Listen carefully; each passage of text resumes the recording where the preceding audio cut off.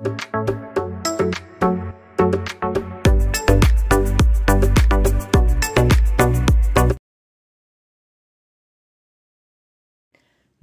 ഏവർക്കും study Nifty മലയാളത്തിന്റെ daily market ന്യൂസിലേക്ക് സ്വാഗതം. ഇന്ന് സെപ്റ്റംബർ 20 വെള്ളിയാഴ്ചയാണ്. ആദ്യം US മാർക്കറ്റുകളിൽ നിന്ന് തന്നെ ആരംഭിക്കാം. ഫെഡറൽ റിസർവ് 4 വർഷത്തിന് ശേഷം ഇത് ആദ്യമായി ഒരു റേറ്റ് കട്ടിലേക്ക് പോയതിനു ശേഷം S&P 500ഉം നാസ്ഡാക്കും പുതിയ ഓൾ ടൈം ഹൈസ് ഹിറ്റ് ചെയ്തു. ഡൗ ജോൺസ് 42,000 എന്ന മാർക്കിന് മുകളിലായി ഇത് ആദ്യമായി ക്ലോസ് ചെയ്തിരിക്കുന്നു. ഡോളർ ഇൻഡെക്സ് 100ലേക്ക് ഇടിഞ്ഞു. 100.65 ഇപ്പോൾ ഉള്ളത്. 0.35% ഇടിവിലാണുള്ളത്. 10-year treasury bond ഈൽഡുകൾ 3.71%. ഇനി യൂറോപ്യൻ മാർക്കറ്റുകളിലേക്ക് വന്നാൽ ബാങ്ക് ഓഫ് ഇംഗ്ലണ്ടിന്റെ ഇൻട്രസ്റ്റ് റേറ്റ് ഡിസിഷൻ പുറത്തു വന്നു. നിരക്കുകളിൽ മാറ്റം വരുത്തിയില്ല. എന്നിരുന്നാലും ലോകത്തിലെ ഏറ്റവും വലിയ എക്കോണമി നിരക്ക് കുറച്ചതോടെ യൂറോപ്യൻ എക്കോണമി ഇന്നലെ ഉയർന്നാണ് ക്ലോസ് ചെയ്യുന്നത്. ഇനി ഏഷ്യൻ മാർക്കറ്റുകളെല്ലാം ഇപ്പോൾ ശക്തമായ നിലയിലാണ് ട്രേഡ് ചെയ്യുന്നത്. പക്ഷേ ഗിഫ്റ്റ് നിഫ്റ്റി അത്രത്തോളം വലിയൊരു പോസിറ്റിവിറ്റിയിലല്ല ഇപ്പോൾ ഉള്ളത്. നിഫ്റ്റിയിൽ ഇന്ന് നമുക്ക് 30 മുതൽ 40 പോയിന്റ്സിന്റെ ഒരു ഗ്യാപ്പ് അപ്പ് ഓപ്പണിങ്ങിനാണ് ഇപ്പോഴത്തെ ഈ ഒരു നിലവെച്ച സാധ്യതയുള്ളത്. കൂടാതെ ഇന്നലത്തെ ഗ്ലോബൽ മാർക്കറ്റുകൾ മുഴുവൻ പരിശോധിച്ചു കഴിഞ്ഞാൽ അതിൽ ഏറ്റവും കുറവ് റിട്ടേൺ നൽകിയത് ഇന്ത്യൻ മാർക്കറ്റ് ആണ് എന്നും കാണാൻ കഴിയുന്നുണ്ട്. Jefferies global equity strategist Chris Wood ഇന്നലെ ഒരു നെഗറ്റീവായിട്ടുള്ള അഭിപ്രായമാണ് ഇന്ത്യൻ മാർക്കറ്റിനെ കുറിച്ച് പറഞ്ഞത്. ആ ഒരു വാർത്ത വിശദമായി തന്നെ നമ്മൾ മാർക്കറ്റ് ന്യൂസ് സെഗ്മെന്റിൽ ഉൾപ്പെടുത്തിയിട്ടുണ്ട്. ഇനി നമ്മുടെ വീഡിയോ ആരെങ്കിലും ലൈക്ക് ചെയ്യാൻ മറന്നു പോയിട്ടുണ്ടെങ്കിൽ ദയവ് ചെയ്ത് ആ ലൈക്ക് ബട്ടൺ ഇപ്പോൾ തന്നെ ഒന്ന് ക്ലിക്ക് ചെയ്യുക. മാത്രമല്ല സബ്സ്ക്രൈബ് ചെയ്യാൻ വിട്ടുപോയവർ ദയവ് ചെയ്ത് ആ സബ്സ്ക്രൈബ് ബട്ടൺ ഒന്ന് ക്ലിക്ക് ചെയ്യുക. ഇന്നത്തെ ഏറ്റവും പ്രധാനപ്പെട്ട കുറച്ച് വാർത്തകൾ നോക്കാം. US മാർക്കറ്റിൽ ഫെഡറൽ റിസർവിന്റെ റേറ്റ് കട്ടിന് ശേഷം ഇന്ത്യൻ മാർക്കറ്റിലെ റിയാക്ഷനാണ് ഇന്ന് നമ്മൾ പ്രധാനമായി നോക്കുന്നത്. ആദ്യം നമുക്ക് US മാർക്കറ്റിന്റെ ഈ റേറ്റ് കട്ടിനോട് ഗ്ലോബൽ മാർക്കറ്റുകൾ എത്തരത്തിലാണ് റിയാക്ട് ചെയ്തത് എന്നും ഇന്ത്യൻ മാർക്കറ്റ് എത്തരത്തിലാണ് റിയാക്ട് ചെയ്തത് എന്നും ഒരു ടേബിളിന്റെ അടിസ്ഥാനത്തിൽ നമുക്കൊന്ന് പരിശോധിക്കാം. ഇന്നലെ ഗ്ലോബൽ മാർക്കറ്റുകളിൽ യൂറോപ്യൻ മാർക്കറ്റ് CAC 2.29% ഉയർന്നു. നിക്കി മാർക്കറ്റ്, ജപ്പാൻ മാർക്കറ്റ് ഇന്നലെ 2.13% ഉയർന്നത്. ഏഷ്യൻ മാർക്കറ്റിൽ ഹോങ്കോങ് മാർക്കറ്റ് 2% ഉയർന്നു. S&P 500 1.70% ഉയർന്നത്. തായ്വാൻ മാർക്കറ്റ് 1.68% ഉയർന്നത്. ഡൗ ജോൺസ് 1.36% ഉയരുകയും ചെയ്തു. എന്നാൽ ഇന്നലെ സെൻസെക്സ് വെറും 0.29% നേട്ടം മാത്രമാണ് നൽകിയത്. അതായത് ഇന്നലത്തെ ഗ്ലോബൽ മാർക്കറ്റുകളുടെ ഒരു സിറ്റുവേഷൻ മുഴുവനായിട്ട് പരിശോധിച്ചു കഴിഞ്ഞാൽ ഇന്നലെ ഇന്ത്യൻ മാർക്കറ്റാണ് ഏറ്റവും കുറവ് റിട്ടേൺ നൽകിയത് എന്നാണ് ഇത് സൂചിപ്പിക്കുന്നത്. അപ്പോൾ ഇനി നമ്മുടെയൊക്കെ മനസ്സിലുള്ള ഒരു ചോദ്യം ഉണ്ടായിരിക്കും, ഇന്ത്യൻ മാർക്കറ്റ് ഇനി എത്തരത്തിലായിരിക്കും റിയാക്ട് ചെയ്യുക, ഇന്ത്യൻ മാർക്കറ്റ് ഒരു നെഗറ്റീവ് റിട്ടേൺസ് ആയിരിക്കുമോ ഇനിയുള്ള ദിവസങ്ങളിൽ നൽകുക എന്നൊക്കെ. അതിനുള്ള ഒരു ഉത്തരം കൂടി നമുക്കൊന്ന് കണ്ടെത്താം. 4 വർഷത്തിന് ശേഷം US federal reserve 50 basis points നിരക്ക് കുറച്ചിരിക്കുന്നു. ഇന്ത്യ ഉൾപ്പെടെയുള്ള ഏഷ്യൻ സെൻട്രൽ ബാങ്കുകളുടെ സമാന നടപടികൾക്കുള്ള ഒരു വാതിൽ കൂടിയാണ് ഇപ്പോൾ തുറന്നിരിക്കുന്നത്. ഇനി ഇന്ത്യൻ മാർക്കറ്റിൽ ഈ സമീപകാലത്ത് ഒരു റേറ്റ് കട്ട് ഉണ്ടായിരിക്കുമോ എന്നും ഇപ്പോൾ US ഫെഡറൽ റിസർവിന്റെ റേറ്റ് കട്ടിൽ ഇന്ത്യൻ മാർക്കറ്റ് എത്തരത്തിലായിരിക്കും റിയാക്ട് ചെയ്യുക എന്നും ജെഫറീസിന്റെ ഗ്ലോബൽ ഇക്വിറ്റി സ്ട്രാറ്റജിസ്റ്റ് ക്രിസ് വുഡിന്റെ അഭിപ്രായങ്ങളുമാണ് ഇന്ന് നമ്മൾ നോക്കുന്നത്. ഇന്ത്യൻ ഇക്വിറ്റികളുടെ മൂല്യനിർണ്ണയത്തിൽ വിദേശ നിക്ഷേപകർ ആശങ്കയിലാണ് എന്ന് ക്രിസ് വുഡ് അഭിപ്രായപ്പെടുന്നു. അതായത് ചൈന ഉൾപ്പെടെയുള്ള വിപണികളെ അപേക്ഷിച്ച് ഉയർന്ന മൂല്യനിർണ്ണയമാണ് ഇപ്പോൾ ഇന്ത്യൻ മാർക്കറ്റിലുള്ളത് എന്ന് പറയുന്നു. ഈ ഒരു കാരണം കൊണ്ട് തന്നെ ഇന്ത്യൻ ഓഹരികളിലേക്കുള്ള അധിക മൂലധന ഒഴുക്ക് പരിമിതപ്പെടുത്തിയേക്കാം. ഇനി ഇന്ത്യയിൽ എന്നായിരിക്കും ഒരു നിരക്ക് കുറയ്ക്കുക എന്നതിനെക്കുറിച്ച് അദ്ദേഹം പറയുന്നത് 2024 നിരക്കുകളിൽ മാറ്റം വരുത്താനുള്ള സാധ്യതകളില്ല. എന്നാൽ 2025 ജനുവരി മുതൽ ജൂൺ വരെ RBI നിരക്ക് 50 ബേസിസ് പോയിന്റ്സ് കുറച്ചേക്കും എന്നും അദ്ദേഹം പറയുന്നു. ചുരുക്കി പറയുകയാണെങ്കിൽ ഇന്ത്യൻ ഇക്വിറ്റി മാർക്കറ്റുകൾ ഓവർ വാല്യൂഡ് ആണ് എന്ന് അദ്ദേഹം പറയുന്നു. അതേസമയം വിദേശ നിക്ഷേപകർ ഉയർന്ന മൂല്യനിർണ്ണയത്തെക്കുറിച്ച് ആശങ്കയിലാണ്. അതുകൊണ്ട് തന്നെ അവരുടെ ഒഴുക്ക് പരിമിതപ്പെടുത്തുന്നു എന്നും ഇത് സൂചിപ്പിക്കുന്നു. ഇന്ത്യൻ ഇക്വിറ്റി മാർക്കറ്റാണ് അദ്ദേഹം കോഷ്യസ് ആയി കാണുന്നത്. പക്ഷേ ഡെപ്റ്റ് മാർക്കറ്റിൽ അദ്ദേഹം ബുള്ളിഷ് തന്നെയാണ്. ഇന്ത്യൻ മാർക്കറ്റിനെ സംബന്ധിച്ച് നെഗറ്റീവായിട്ടുള്ള ഒരു വാർത്ത തന്നെയായിരുന്നു ഇത്. ഇന്ന് നമ്മൾ ശ്രദ്ധിക്കേണ്ട പ്രധാനപ്പെട്ട കുറച്ച് സ്റ്റോക്ക് ന്യൂസുകളിലേക്കാണ്. ആദ്യം ഇന്ത്യൻ ഓവർസീസ് ബാങ്ക്. ആദായ നികുതി വകുപ്പിൽ നിന്ന് 124 കോടി രൂപയുടെ റീഫണ്ട് ഓർഡർ കമ്പനിക്ക് ലഭിച്ചിരിക്കുന്നു. അടുത്തത് NTPC ആണ്. Darly Parli super thermal power പദ്ധതിയിൽ 9,790.87 കോടി രൂപ നിക്ഷേപിക്കുന്നതിന് കമ്പനിയുടെ ബോർഡ് അനുമതി നൽകി എന്നൊരു വാർത്ത. അടുത്തത് IDFC ഫസ്റ്റ് ബാങ്ക് ആണ്. ശ്രീ V വൈദ്യനാഥനെ മാനേജിംഗ് ഡയറക്ടറും ചീഫ് എക്സിക്യൂട്ടീവ് ഓഫീസറുമായി വീണ്ടും നിയമിക്കുന്നതിന് റിസർവ് ബാങ്ക് ഓഫ് ഇന്ത്യ അംഗീകാരം നൽകി. അടുത്ത ഒരു കമ്പനി പ്രസ്റ്റീജ് എസ്റ്റേറ്റ്സ് ആണ്. ടെക്സോൺ ടെക്നോളജീസും തംസൺ റിയാലിറ്റീസും ലഭ്യമാക്കുന്ന ക്രെഡിറ്റ് സൗകര്യങ്ങൾ സുരക്ഷിതമാക്കാൻ റിയൽ എസ്റ്റേറ്റ് ഡെവലപ്പർ 545 കോടി രൂപയുടെ ക്രെഡിറ്റ് ഗ്യാരണ്ടികൾ നൽകുന്നുണ്ട് എന്നൊരു വാർത്ത. മറ്റൊരു company AU small finance bank ആണ്. ഉപഭോക്താക്കൾക്ക് ആരോഗ്യ ഇൻഷുറൻസ് ഉൽപ്പന്നങ്ങൾ വാഗ്ദാനം ചെയ്യുന്നതിനായി ബാങ്ക് നിവ ബൂപ്പ ഹെൽത്ത് ഇൻഷുറൻസ് കമ്പനിയുമായി ഒരു പങ്കാളിത്തം പ്രഖ്യാപിച്ചു. അടുത്തതായി ആക്സിസ് ബാങ്ക് ആണ്. കടവുമായി ബന്ധപ്പെട്ട സെക്യൂരിറ്റികൾക്കായി ഒരു മർച്ചന്റ് ബാങ്കർ, അറേഞ്ചർ അല്ലെങ്കിൽ അണ്ടർ റൈറ്റർ എന്നീ നിലകളിൽ പുതിയ പ്രൊജക്റ്റുകൾ ഏറ്റെടുക്കുന്നതിൽ നിന്ന് ആക്സിസ് ബാങ്കിന്റെ ഭാഗമായ ആക്സിസ് ക്യാപിറ്റലിനെ സെബി തടഞ്ഞിരിക്കുന്നു. ഈ ഒരു വാർത്ത ആക്സിസ് ബാങ്കിനെ സംബന്ധിച്ച് നെഗറ്റീവായിട്ടുള്ള ഒരു വാർത്ത തന്നെയാണ്. അടുത്തത് IIFL ഫിനാൻസ് ആണ്.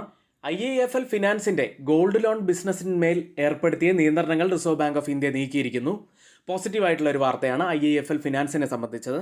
ഇനി ഇന്ന് F&O സെഗ്മെന്റിൽ ബാനായ സ്റ്റോക്കുകൾ Chambal fertilisers and chemicals, Nalco, SAIL, Aarti industries, Biocon, Birla soft, GNFC, granules India, LIC housing finance, oracle financial service software, Punjab national bank, RBL bank തുടങ്ങിയവയാണ്. ഇനി നമ്മുടെ ലൈവ് സെഷനിലേക്ക് വരാം.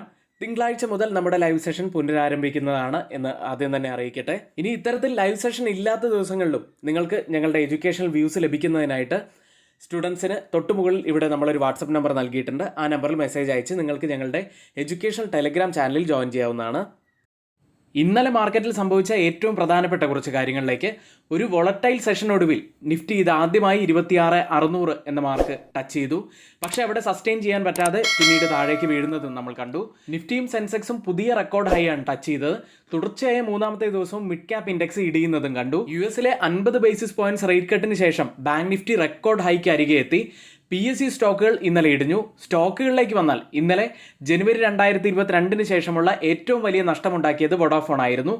AGR കുടിശ്ശിക പുനർനിർണ്ണയിക്കണമെന്ന് ആവശ്യപ്പെട്ട് വോഡാഫോൺ ഐഡിയ നൽകിയ ഹർജി സുപ്രീം കോടതി തള്ളിയതോടെയാണ് സ്റ്റോക്ക് 19% ഇടിഞ്ഞത്.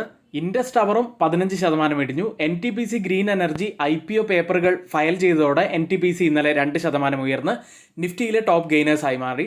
റെയിൽ സെക്ടറിലുള്ള SJVN തുടർച്ചയായ 7ാമത്തെ ദിവസവും ഇടിഞ്ഞു. നിഫ്റ്റിയിലേക്ക് 25,415 38 പോയിന്റ്സ് ഉയർന്നാണ് നിഫ്റ്റി ക്ലോസ് ചെയ്യുന്നത്. ഇന്നലെ പുതിയ ഓൾ ടൈം ഹൈ ആയ 25,611 നിഫ്റ്റി ഹിറ്റ് ചെയ്തിരുന്നു. രാവിലെ ഫെഡറൽ റിസർവ് മീറ്റിംഗിന് ശേഷം ശക്തമായി കുതിച്ചുയർന്ന നിഫ്റ്റിക്ക് ഹയർ ലെവലിൽ നല്ല സെല്ലിംഗ് പ്രഷറാണ് കാണാൻ സാധിച്ചത്.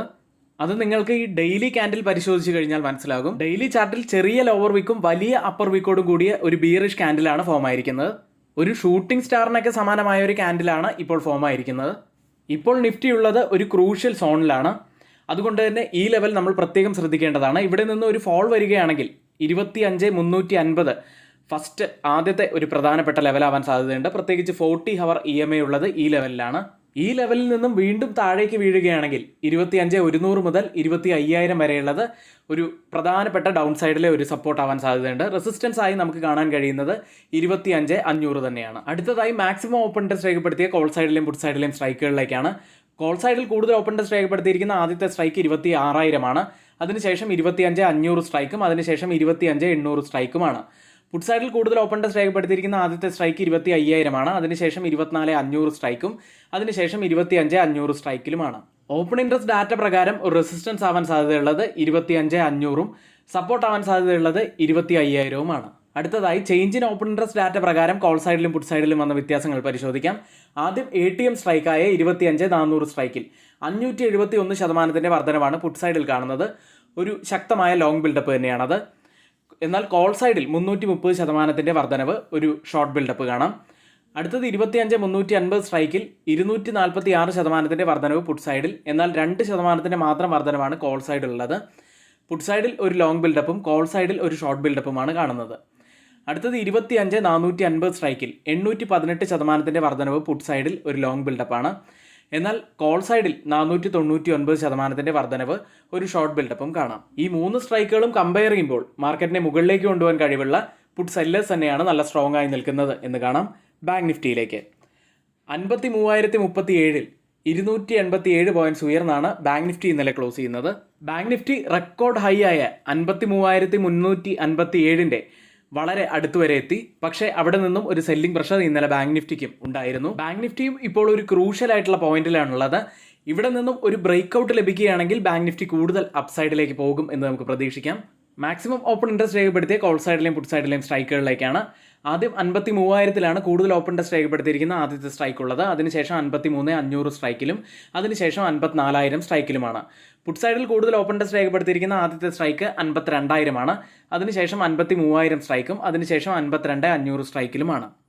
ഈ ഓപ്പൺ ഇൻട്രസ്റ്റ് ഡാറ്റ പ്രകാരം ഒരു റെസിസ്റ്റൻസ് ആവാൻ സാധ്യതയുള്ളത് 53,500 സപ്പോർട്ട് ആവാൻ സാധ്യതയുള്ളത് 53,000 ഇന്ത്യ വിക്സിലേക്ക് തുടർച്ചയായ 2 ദിവസത്തെ നേട്ടത്തിന് ശേഷം ഇന്നലെ ഇന്ത്യ വിക്സ് ഇടിഞ്ഞു. 12.47 6.75% ഇടിഞ്ഞാണ് ഇന്നലെ ക്ലോസ് ചെയ്യുന്നത്. ഗ്ലോബൽ മാർക്കറ്റ് സെഗ്മെൻറ്റിൽ ആദ്യം FIDA ആക്ടിവിറ്റിയാണ്. FIS ഇന്നലെ 2547 കോടി രൂപയ്ക്ക് സെല്ല് ചെയ്തു. DIs ആവട്ടെ 2012 കോടി രൂപയ്ക്ക് ബൈ ചെയ്യുകയാണ് ചെയ്തത്. FISന്റെ ആ ഒരു അഗ്രസീവ് ബൈയിങ് മാറി എന്ന് കാണാം. അതുകൂടാതെ ഇപ്പോൾ ചില ദിവസങ്ങളിൽ അവർ സെല്ലിങ്ങിലേക്കും പോകുന്നുണ്ട്. US മാർക്കറ്റിലേക്ക് ഫെഡറൽ റിസർവ് പലിശ നിരക്ക് 50 ബേസിസ് പോയിന്റ്സ് കുറച്ചതിന് ശേഷം ഇന്നലെ US മാർക്കറ്റുകളിൽ S&P 500ഉം ഡൗ ജോൺസും റെക്കോർഡ് ഹൈ ആണ് ടച്ച് ചെയ്തത്. ഡൗ ജോൺസ് ഇത് ആദ്യമായി 42,000 എന്ന മാർക്ക് ക്രോസ് ചെയ്തിട്ടാണ് ഇന്നലെ ക്ലോസ് ചെയ്യുന്നത്. ഇന്നലെ ക്ലോസ് ചെയ്ത US മാർക്കറ്റുകളിൽ S&P 500 1.70% ഉയർന്നു. നാസ്ഡാക്ക് 2.51%, ഡൗ ജോൺസ് 1.26% ഉയർന്നാണ് ഇന്നലെ ക്ലോസ് ചെയ്യുന്നത്. ഇന്നലെ ഹെവി വെയ്റ്റ് സ്റ്റോക്കുകൾ തന്നെയാണ് US-ൽ നേട്ടമുണ്ടാക്കിയത്. ടെസ്ല 7% ഉയർന്നു. ആപ്പിൾ, മെറ്റ എന്നിവ 4%, എൻവിദിയ 4% നേട്ടവുമാണ് ഉണ്ടാക്കിയത്. US മാർക്കറ്റിൽ ഇന്നലെ വലിയ റാലി തന്നെയാണ് കണ്ടത്. ബുധനാഴ്ച ഫെഡറൽ റിസർവ് പലിശ നിരക്ക് 50 ബേസിസ് പോയിന്റ്സ് കുറച്ചതും ഇനി ഈ വർഷവും വരുന്ന വർഷങ്ങളിലും ഒരുപാട് റേറ്റ് കട്ടുകൾ ഉണ്ടായിരിക്കുമെന്നും ഇൻഫ്ലേഷൻ പരിധിക്ക് താഴെ എത്തിയിരിക്കുന്നു എന്നുള്ള സൂചനകളുമാണ് ഇത്രയധികം ഒരു റാലിയിലേക്ക് US മാർക്കറ്റുകളെ നയിച്ചത്. ഇതുകൂടാതെ ഈ റേറ്റ് കട്ടിൻ്റെ കൂടുതൽ പ്രയോജനം ലഭിക്കുന്നത് സ്മോൾ ക്യാപ് ഇൻഡെക്സുകൾക്കാണ് എന്ന് നമ്മൾ നേരത്തെ പറഞ്ഞിരുന്നു. ഇന്നലെ സ്മോൾ ക്യാപ് ഇൻഡെക്സ് റസൽ 2000 ഏകദേശം 2.1% ഉയർന്നത്. ഇന്നലെ IT സെക്ടർ 3.08% ഉയർന്നു. കൺസ്യൂമർ ഡിസ്ക്രിഷണറി 2.2% ഉയർന്നു. ഇന്നലെ US ലിസ്റ്റ് ചെയ്ത ഇന്ത്യൻ കമ്പനികളുടെ പ്രകടനത്തിലേക്കാണ്. ആദ്യം ടെക് സൈഡിൽ ഇൻഫോസിസ് 0.93% നേട്ടമുണ്ടാക്കി. വിപ്രോ 1.57% ഉയർന്നത്. ബാങ്കിങ് സൈഡിൽ ICICI ബാങ്ക് 1.12% ഉയർന്നു. HDFC ബാങ്ക് 2% നേട്ടവും ഉണ്ടാക്കി. ഡോക്ടർ റെഡ്ഡി 0.56% ഇടിഞ്ഞു. റിലയൻസ് ഇൻഡസ്ട്രീസ് 0.64% ഇടിഞ്ഞു. ഇപ്പോൾ ട്രേഡിംഗ് നടക്കുന്ന US മാർക്കറ്റിൻ്റെ ഫ്യൂച്ചേഴ്സ് ഇടിവിലാണ്. ഡൗ ജോൺസ് 0.13% ഇടിവിലും S&P 500 0.19% ഇടിവിലും ഇപ്പോൾ ട്രേഡ് ചെയ്യുന്നു. US federal reserve 50 basis points നിരക്ക് കുറച്ചപ്പോൾ ബാങ്ക് ഓഫ് ഇംഗ്ലണ്ടിന്റെ മോണിറ്ററി പോളിസി മീറ്റിംഗും അവസാനിച്ചിരുന്നു. അവർ നിരക്കുകളിൽ മാറ്റമില്ലാതെയാണ് നിലനിർത്തിയത്. ഇന്നലെ ക്ലോസ് ചെയ്ത യൂറോപ്യൻ മാർക്കറ്റുകൾ ശക്തമായി തന്നെയായിരുന്നു. UK മാർക്കറ്റ് FTSE 0.91% നേട്ടത്തിലും, ജർമ്മൻ മാർക്കറ്റ് ഡാക്സ് 1.65% നേട്ടത്തിലും, ഫ്രാൻസ് മാർക്കറ്റ് CAC 2.29% നേട്ടത്തിലും, പാൻ യൂറോപ്യൻ സ്റ്റോക്ക് 600 1.36% നേട്ടത്തിലുമാണ് ക്ലോസ് ചെയ്യുന്നത്. മൈനിങ് സ്റ്റോക്കുകളാണ് കൂടുതൽ നേട്ടമുണ്ടാക്കിയത്. 3.16% ഉയർന്നു. യൂട്ടിലിറ്റീസ് 1.76% നേട്ടവും ഉണ്ടാക്കി. ഇപ്പോൾ ട്രേഡിംഗ് ആരംഭിച്ച യൂറോപ്യൻ മാർക്കറ്റിൻ്റെ ഫ്യൂച്ചേഴ്സ് ഇടിവിലാണ്. ഡാക്സ് 0.20% ഇടിവിലും, CAC 0.42% ഇടിവിലും, FTSE 0.08% ഇടിവിലും ട്രേഡ് ചെയ്യുന്നു. ഇപ്പോൾ ട്രേഡിംഗ് ആരംഭിച്ച ഏഷ്യൻ മാർക്കറ്റുകളിൽ ഗിഫ്റ്റ് നിഫ്റ്റി ഉള്ളത് 25,525 എന്ന നിലയിലാണ്. 38 പോയിന്റ്സ് അപ്സൈഡിലാണ് ഇപ്പോൾ ട്രേഡ് ചെയ്യുന്നത്. പക്ഷേ മറ്റ് എല്ലാ ഏഷ്യൻ മാർക്കറ്റുകളും വളരെ ശക്തമായ നിലയിലാണ് ഇപ്പോൾ ട്രേഡ് ചെയ്യുന്നത്. ഇന്ത്യൻ മാർക്കറ്റ് മാത്രമാണ് കുറച്ച് വീക്കായി നിൽക്കുന്നത്. കോസ്പി മാർക്കറ്റ് 0.88% നേട്ടത്തിലും, തായ്വാൻ മാർക്കറ്റ് 1.10% നേട്ടത്തിലും, ജപ്പാൻ മാർക്കറ്റ് നിക്കി 1.92% നേട്ടത്തിലുമാണ് ഇപ്പോൾ ട്രേഡ് ചെയ്യുന്നത്. സിംഗപ്പൂർ മാർക്കറ്റ് ഒരു ചെറിയൊരു ഇടിവിൽ തന്നെയാണ് ഇപ്പോൾ ഉള്ളത്. ഓയിൽ പ്രൈസുകളിലേക്ക് 4 വർഷത്തിലേറെയായി ഫെഡറൽ റിസർവ് ആദ്യമായി പലിശ നിരക്ക് കുറച്ചതിന് ശേഷം വ്യാഴാഴ്ച US ക്രൂഡ് ഓയിൽ 1% മുകളിൽ നേട്ടമുണ്ടാക്കി. ബ്രന്റ് ഫ്യൂച്ചേഴ്സ് ഉള്ളത് $74.69 പെർ ബാരൽ എന്ന നിലയിലാണ്. 0.23% ഇടിവിലാണ് ട്രേഡ് ചെയ്യുന്നത്. WTI ഉള്ളത് $70.96 പെർ ബാരൽ എന്ന നിലയിൽ 0.31% ഇടിവിൽ ട്രേഡ് ചെയ്യുന്നു. ഇന്നത്തെ ഏറ്റവും പ്രധാനപ്പെട്ട കുറച്ച് വാർത്തകൾ ഏറ്റവും ഓതറൈസ്ഡ് ആയിട്ടുള്ള സൈറ്റുകളായ money control, mint, Reuters, financial express, CNBC തുടങ്ങിയ മാധ്യമങ്ങളിൽ നിന്നാണ് നമ്മൾ എടുത്തിട്ടുള്ളത്. മറ്റുള്ളവയെല്ലാം നമ്മുടെ വ്യൂസാണ്, ഒരിക്കലും അത് റെക്കമെൻഡേഷൻ അല്ല. എങ്കിൽ ഇന്നത്തെ വീഡിയോ ഇവിടെ പൂർത്തിയാവുന്നു. ഏവർക്കും നന്ദി.